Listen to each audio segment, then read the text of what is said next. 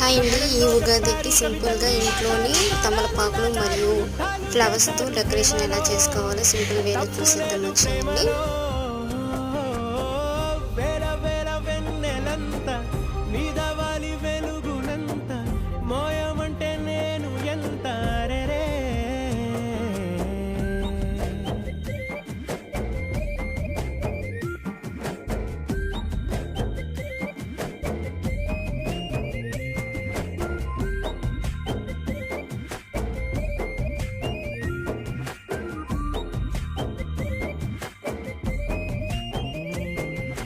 ఆకాశం తాకాలి అని ఉందా, నాతో రా చూపిస్తా.